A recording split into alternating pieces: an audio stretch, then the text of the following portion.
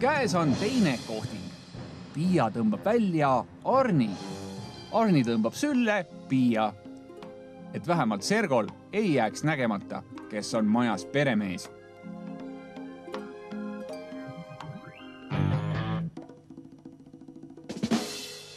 Kohtingu sisu on siingi arhailine. Kiikuda, Kiigemäel hullata ja kiigelaule lõõritada armastasid juba meie esiisad ja emad. Ja eks sedagi põhjusega. Pole siis ime, et selle iidse ja soolikaid pööritava harrastuse moodsama versiooni ehk kiikingu autoritekski on just nimelt eestlased. Parem jalg on juba harjas vasak. Oo. See on kohe nii hull, et tõesti tuleb nii kõvasti olema. Jah. Aga mingisugused trosside vahelt välja on.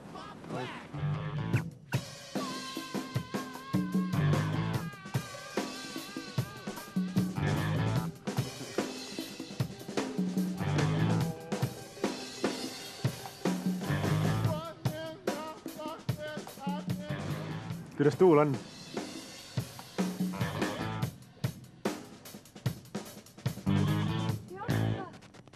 Praegu veel 90 kraadi ei olnud käes.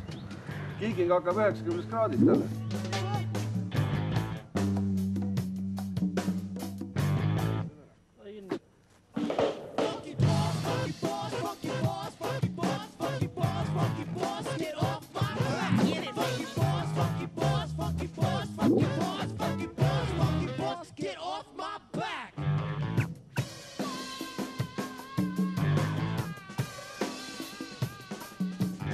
Väsitab ära päris hästi.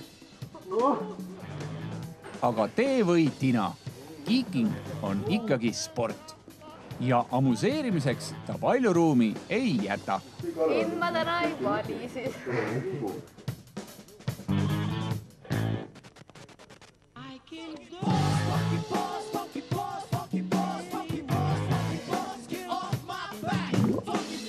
Lõpuks näevad mängijad aga seda, kuidas profid võllipuud pööritavad, ehk kuidas kiikimise point tegelikult välja näeb. Kuule, ma valin sinu.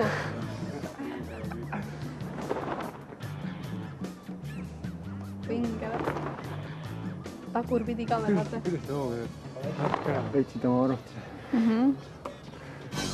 Kiikiga oli super äge. Oleks tahtnud üle ka saada, aga lihtsalt jõudu jäi väheks.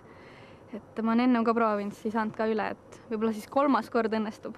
Tal vaprust oli palju, aga lihtsalt võib-olla ta ei jaksanud väga kõrgele kiikida.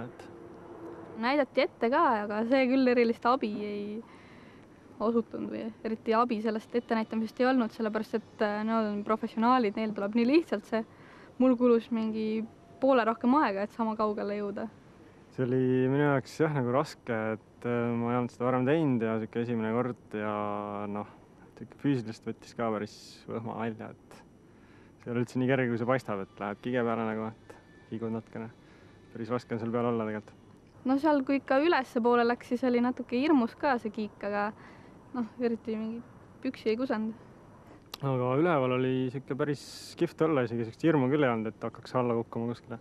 Teadsin, ma olen kinni seotud ja nagu ei tundnud, et togiseks midagi või täitsa kihvt oli seal. Arni, ma lootsin, et Arni oleks ka üle saanud, aga ju siis ei ole nii kõva mees ikka. Üle võlli ma kahjuks ei saanud, sest ma tundsin, et mul lihtsalt jääb jõudu puudu, et jalad hakkasid lihtsalt nõrgaks minema ja kätest ei saanud kinni hoida, tõsiselt lihtsalt võtsin ära.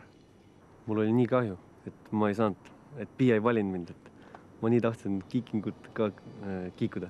Õhtuse valiku peale olen mõelnud küll, et valin toredama poisi. Piia on täna meie mõlemaga üsna palju suhelnud, et üsna võrdselt, et ta saab meie mõlemaga hästi läbi, et sellepärast ma ei teagi enam-vähem, keda ta siis valib, keda ta eelistub. Arni on ka omamoodi lahe. Et meid ühendab see, et me mõlemad elame samades linnades, et võib-olla me tulevikus hakkame ka kokku saama. Ma ei oskagi öelda, ma arvan, et Piia on Arniga nagu kauem juba siin olnud ja eks neil ikka rohkem rääkida. Aga ma ka püüan konkurentsi teha. Ma arvan, et Sergoga on parem klapp, sest ta on jutukam ja lõbusam poiss. Meil on Arniga võrdsed võimalused, sest tänase päevaga nii mina sain kohtingul käia kui ka Arni.